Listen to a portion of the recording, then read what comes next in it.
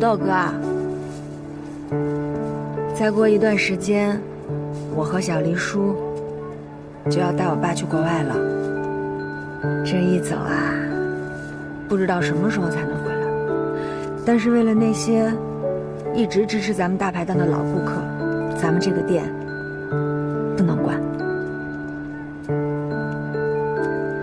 在我爸手受伤的时候，你给我爸掌过勺，顾客反响可好了，所以把店交给你，我放心。土豆哥，土豆哥，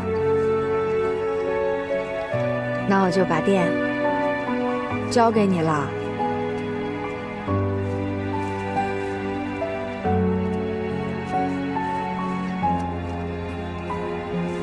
小雅，你跟叔叔去国外了，不会不回来了吧？我们怎么可能会不回来呢？只是时间长短的问题。我们不在的这段时间，你一定要好好干，千万不能把咱们临界大排档的招牌给砸了。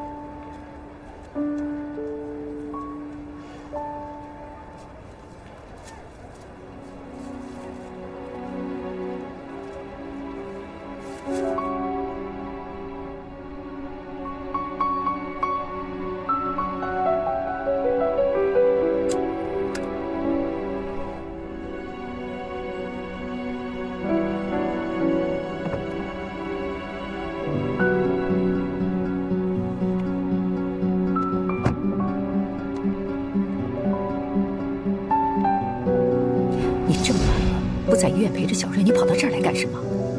孩子没了，大家心里面都不好过。但是现在咱们最大的麻烦不是这个，那是什么？就在刚才，看到网上已经贴出了欧氏集团的财务调查报告。是郑一民，你让他这么干的？当然不是。在小瑞没有转变态度之前，我怎么可能做那么激进的举动？一定是他自己先沉不住气了。如果董事长提前召开股东大会，但是小瑞又拒不接受董事长的位子，到时候您觉得那些股东会怎么办？欧长林依旧辞职，然后，在没有合适的继任者出现之前，欧阳就会顺理成章地接过董事长的位子，到时候咱们所做的一切就白费了。那我现在就去医院找小瑞，让他回心转意。小瑞现在的状态还有立场，您去了一点作用都没有，只会激化矛盾。那你说我们该怎么办？现在只有一个人能让小瑞回心转意，他的亲生父亲郑一鸣。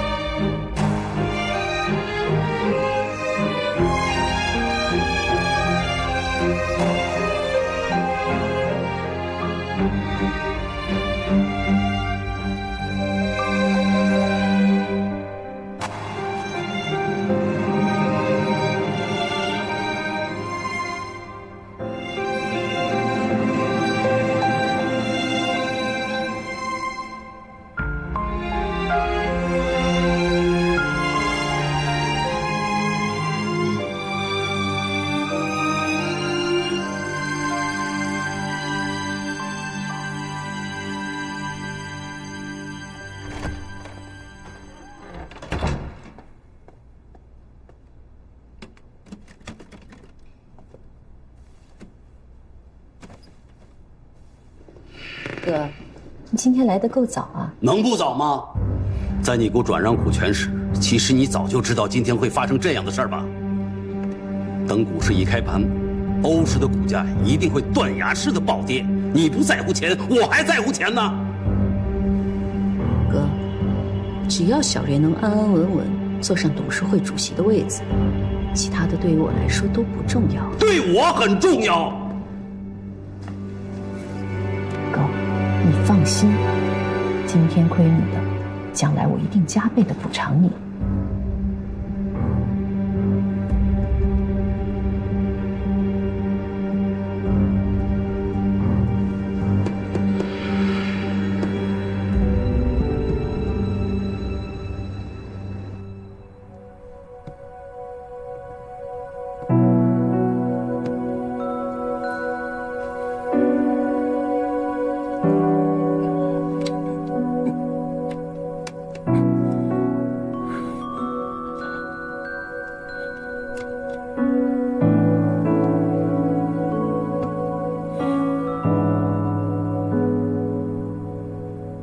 到底怎么回事？我妈不是说您出车祸去世了吗？这到底怎么回事？这些年您去哪儿了？您为什么现在才出现？您为什么一直不来找我呀？你们全都瞒着我，为什么？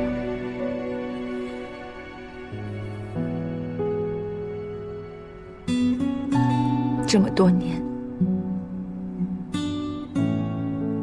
我一直以为您早就不在了。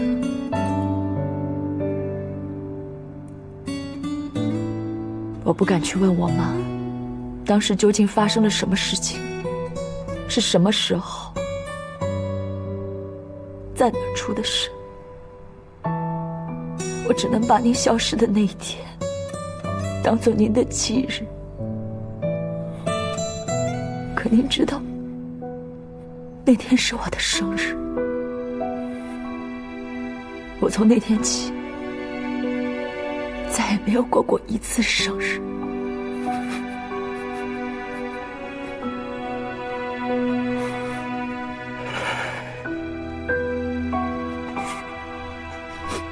小瑞，对不起，是爸爸对不起你，是爸爸不好，让你受委屈了。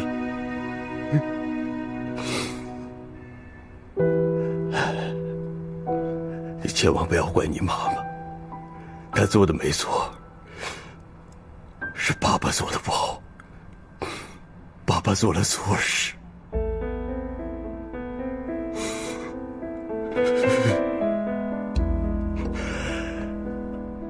20年了，爸爸没有一天不想你。正是因为想你，我才能撑过这20年。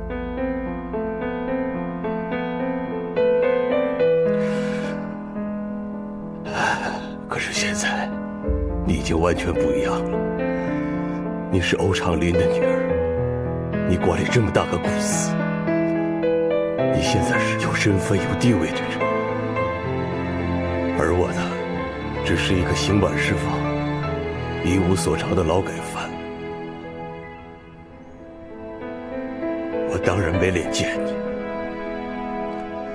更不想因为自己的突然出现，打乱你现在的生活。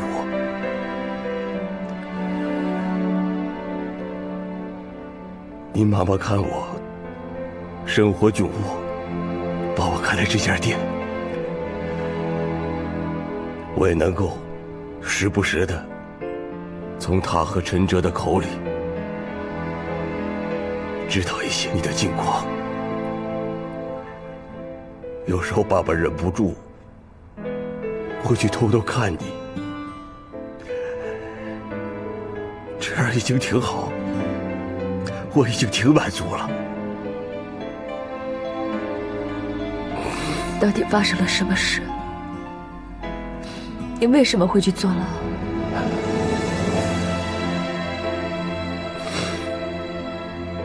因为偷税漏税的事儿，我被当年一个好朋友告发了。这个好朋友就是你后来的养父欧长林。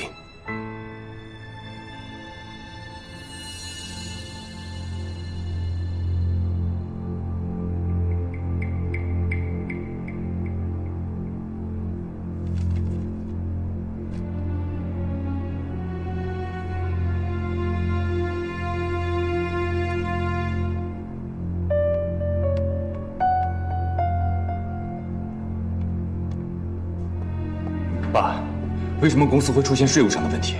这件事到底跟您有没有关系啊？一会儿我会向所有的股东原原本本的说清这件事情。你放心吧。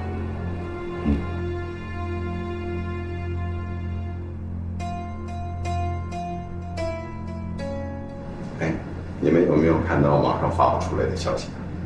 当然看了，这么大的事儿，就看看一会儿欧长林来了，他怎么向他们交代的。偷税漏税，这绝不是小事儿。这样出点消息，股票肯定会暴跌。我看着欧长林还有什么资格坐在这位置上？就算欧长林下来了，欧派和齐派他们还是占了大半个股权。到头来，替换的不是欧瑞就是欧阳，说来说去还是他们自己的。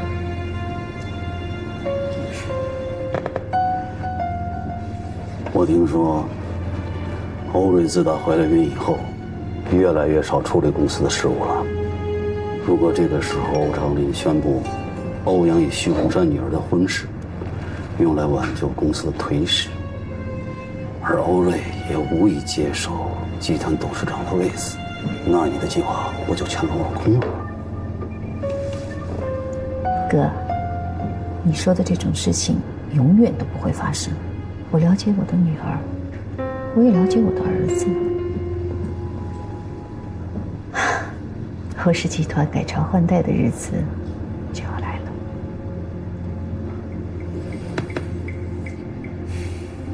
但愿吧。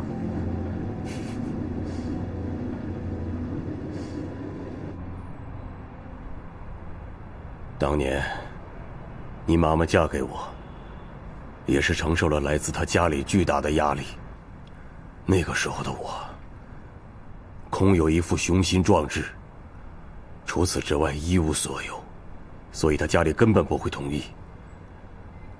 可是你妈妈，还是瞒着她家里，偷偷的跟我结了婚。所以那时候我暗暗下定决心，一定要干出一番事业和成绩来，让他们家里接受我。那跟欧长林有什么关系？当年，因为我跟欧长林是同乡，所以我们一起开了公司。开始的那几年，因为大家新奇，公司发展还算不错，挣了钱，也积累了不少的客户资源。记得你出生的那一年，我和欧长林因为公司管理和发展方向的问题发生了分歧。我带着一部分资金和资源，另外开了一家公司自己做。2年以后，我的公司越来越好，我把全部的精力都投入在了事业上，因为我要向齐家证明当时他们的想法是错的。也正是因为这样，我渐渐地冷落了你妈妈。后来，在一个项目的招标会上，我跟欧长林成了直接的竞争对手。其实那时候欧长林的公司已经出现了经营问题，按理说我是赢定了，因为他失去了这次机会，公司很可能会破产。可是就在这个关键的时候，我被欧长林举报偷税漏税，公司的账目也被人偷了。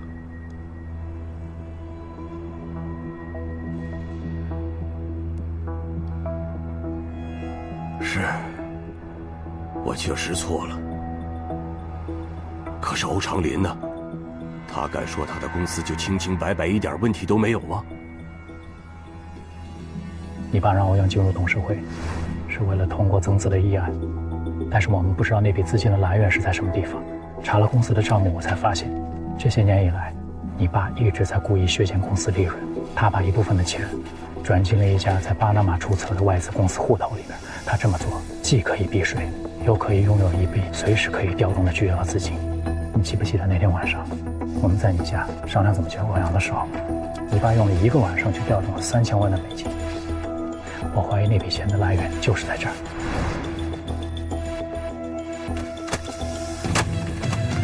陈哲，你究竟想要干什么你？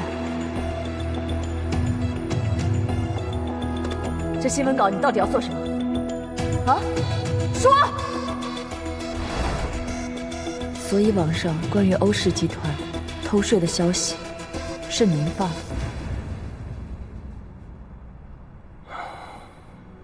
陈哲查公司的账，也是为了帮你。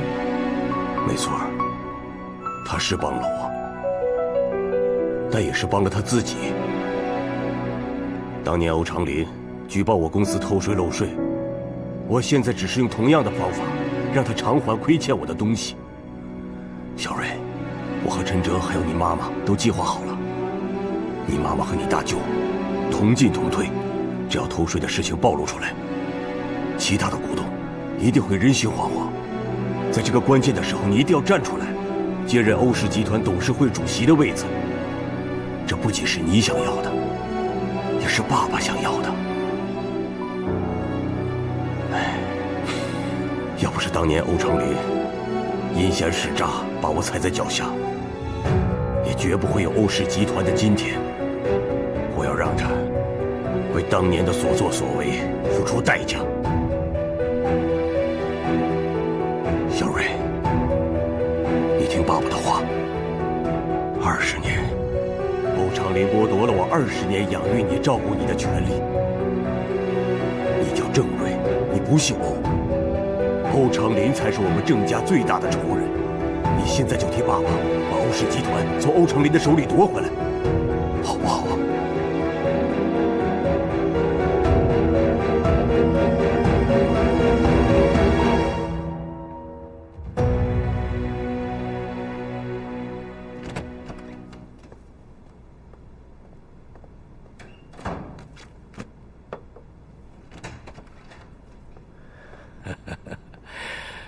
对不起，让大家久等了。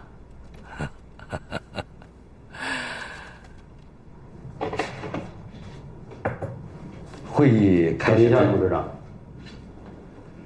在会议开始之前，我觉得你有必要跟大家伙解释一下，关于网上流传的欧氏集团偷税漏税的问题。这也是我们全体股东最关心的问题。今天会议的主要议题，就是想给诸位说明一下网上所传的欧氏集团税务方面的一些问题。原本我是想放在后面去讲，不过既然你问到了，我可以现在就开诚布公地告诉大家，网上所传的并非谣言，而是事实。真偷税了。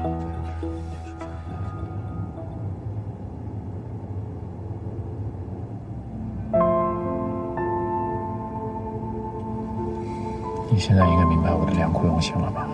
我之前所做的一切，都是为了帮郑叔叔，你的亲生父亲报仇。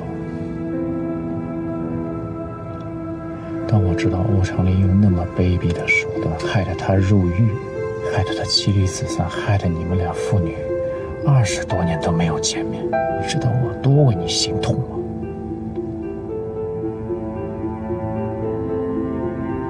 欧长林是罪有应得，他现在的下场是他自己活该。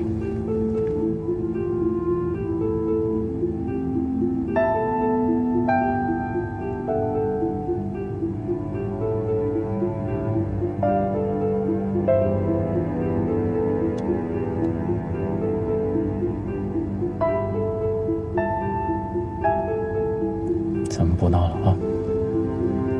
你知道我多爱你，我已经把我所有能做的一切都做了。欧尚林现在已经在垂死的边缘了，那些股东会把他生吞活剥。只要你出现在股东大会的现场，只要你接过董事长的位置，一切就大功告成了。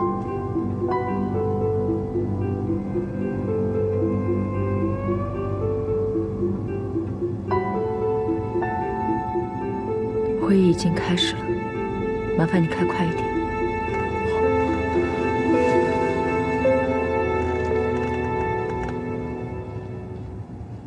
你作为欧氏集团的董事长，竟然瞒着我们做出这种事儿，你损害了我们所有股东的利益。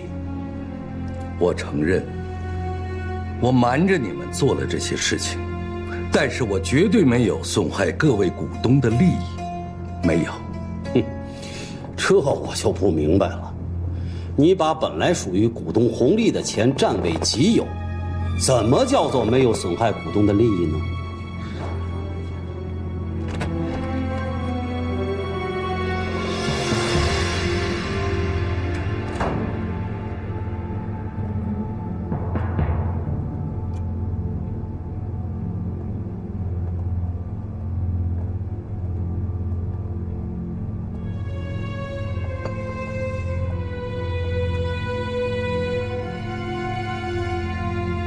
您继续。我就刚才所说的事情，我来解释一下。5年前，欧氏集团上市前夕，曾经有过一笔来自海外数额巨大的投资，而正是这笔投资，令集团的现金流充盈。如此利好的消息，令集团上市后的股价一路飙升至发行价的400%。我要说的是，这笔投资正是来自我当年从欧氏集团转移走的钱。试问在座的每一位股东，你们不都是股价飙升的受益者吗？我这么多年所做的一切，都是为了欧氏集团的发展和在座各位的利益呀！那你也涉嫌偷税漏税，给欧氏集团造成了极坏的影响，这你总没得辩驳吧？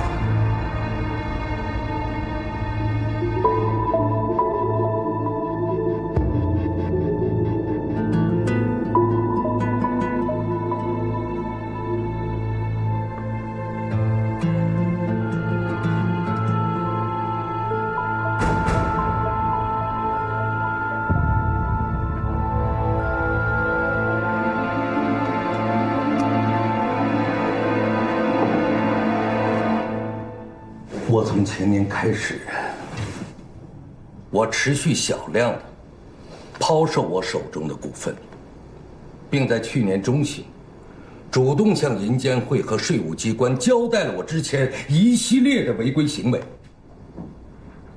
这些是处罚通知书和我缴纳的罚款与滞纳金凭证。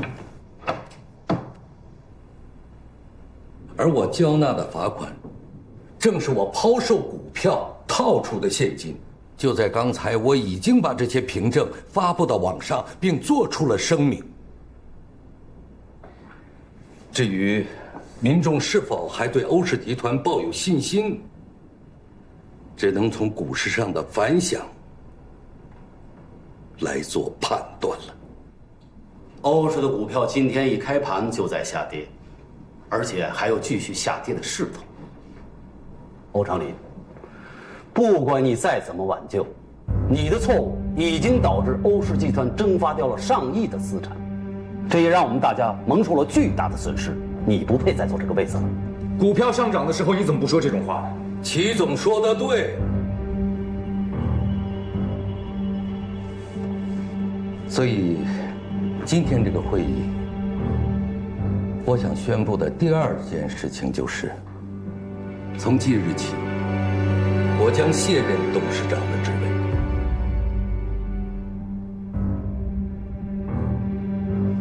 这份辞呈是我在股东大会前刚刚签署的，但辞职这件事，我其实早有打算，因为我的身体原因，我查出淋巴癌，如今已是晚期了。我的身体状况已经不允许我再管理公司了。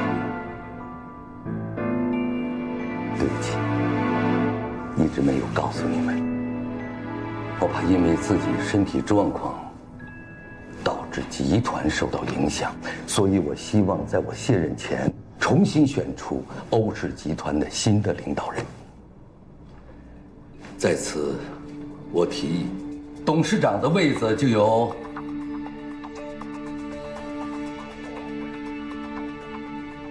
欧瑞担任。常年，你这是？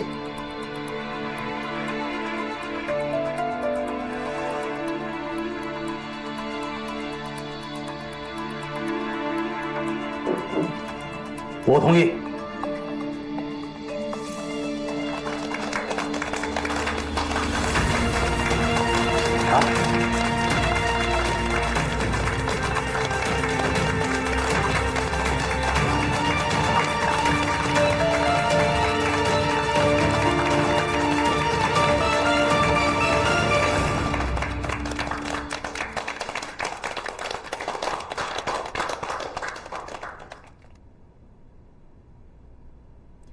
我非常感谢大家对我的信任与支持，但是这个任命，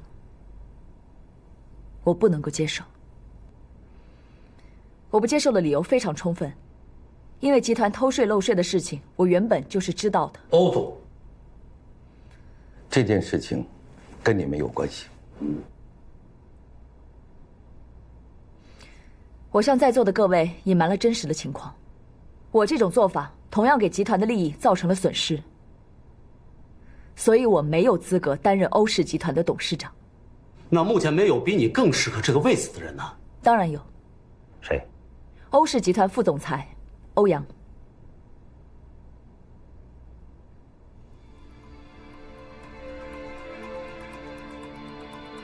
欧阳是比我更适合的人选。之前在新品发布会上，欧阳的能力，我相信各位已经是有目共睹的。不久之后，欧阳将与徐氏集团千金徐思雨小姐喜结连理，我相信欧阳绝对有能力带领集团走下去。当然，我也会继续担任执行总裁，辅佐他。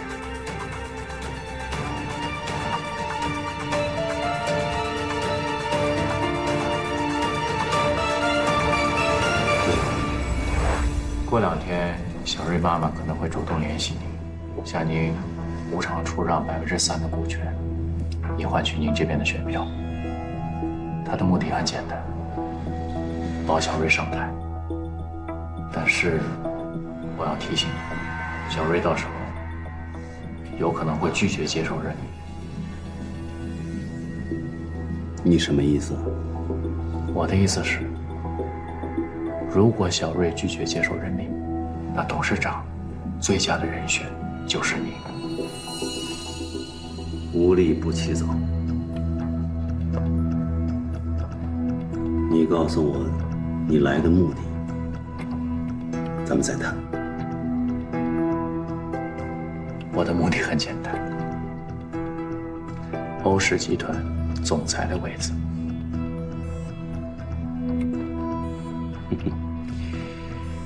年轻人很直接呀。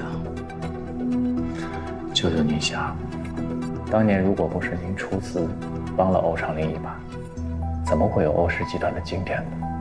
欧家人掌权的时间太久了，是时候该改朝换代。如果您帮我坐上了总裁的位子，我就是您的人。到时候您又是欧氏集团的董事长，那整个欧氏集团不就都得听你们齐家的了吗？年轻人有野心，这点不错。不过我要告诉你，你说了半天，你把欧阳放在哪儿了？再怎么着，他是欧长林的儿子。再有，欧家和徐家马上就要联姻了，你不管怎么分析，那些股东都不会支持到我的头上来的。舅舅，话不能说太早。不管徐家和欧家是否联姻，欧阳都没有资格做欧氏集团的董事长。何以见得？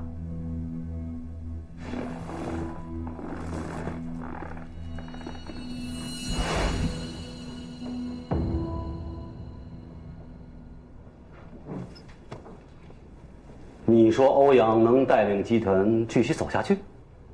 我看不尽然吧。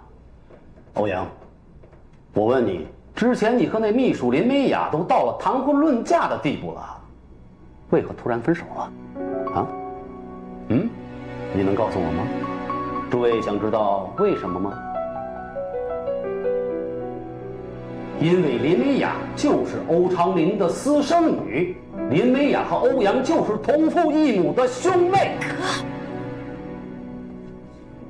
这个林美雅还有一个双胞胎姐姐，叫杜若楠。更甚的是，这个杜若楠竟然在泰国还坐过牢，是个坑蒙拐骗、无恶不作的小太妹。诸位，这可是丑闻呐！啊，这要是传出去，这对我们集团会造成什么影响吗？还用我说吗？哥，这些你是怎么知道的？哎呀，我怎么知道的不重要，重要的是在座的各位，你们可要擦亮眼睛啊！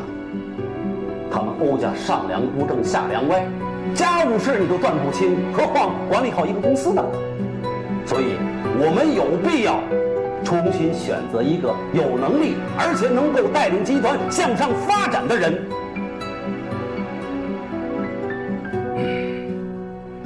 鄙人自荐，我岐山任欧氏集团董事长。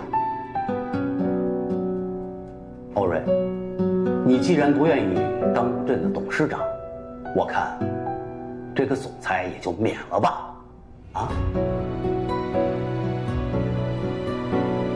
舅舅，即便您不同意欧阳担任董事长，您也没有什么理由罢免我这个总裁吧？有些人为了一己私利，可真是用心良苦。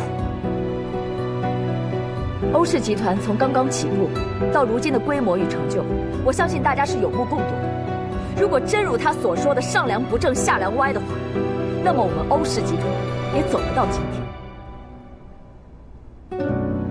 我们家的家务事，我就不拿到这种正式的场合继续讨论下去了。但是最重要的是，一家人在一起要相亲相爱、宽容体谅。既然大家有幸在这辈子成为一家人，那就是缘分，也是福分，所以我们更应该去好好珍惜。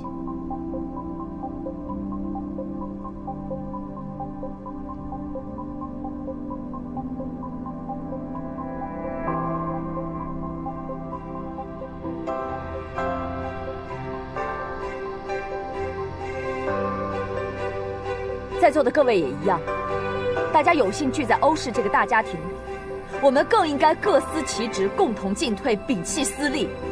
只有这样，我们这艘大船才能够航行得更稳、更远，大家才能够达成共赢。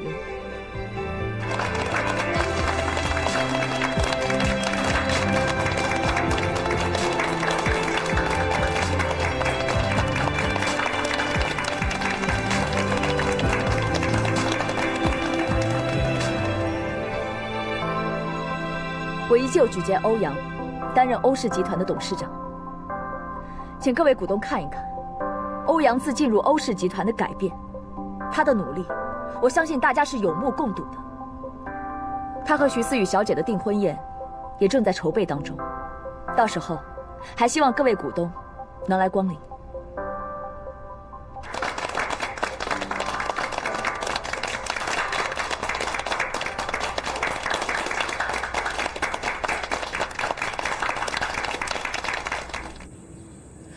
你就别担心啦，你们家的这些旧家具，我哥已经找好地儿给你妥善安置了。到时候我哥就派人把他们全都搬过去。你放心，等林叔醒过来，保证一样东西都不少，一丝灰尘都不留。妹妹，那我们今天就不要麻烦小丽叔了，我这些行李都是小件，咱们俩自己搬过去就行了，就别等他了。那可不行，我哥特意交代了，一定要亲自送你过去。别着急，他一会儿就到了啊，咱们再等一会儿。哦，我刚才还没跟你说完呢，就他们俩就把我一个人扔电影院跑了。等我再发现的时候，人都没影儿了。我就想啊，就算我追出去了，也找不着他们了呀。索性我就把电影给看完了，还挺好看的。你说我要不看完，多浪费我那3张电影票钱呀，是吧？是，薇薇，你以后可千万不要再去做这样的傻事儿了。我心里咽不下这口气呀！什么早晨醒来发现你和阳光都在，不要脸。对不起啊，你看我这张臭嘴，你就当没听见啊。没关系的，那条朋友圈我也看见了。你看见了？徐思雨没屏蔽你啊？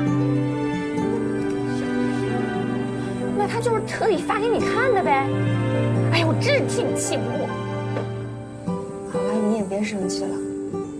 我现在是欧阳的妹妹，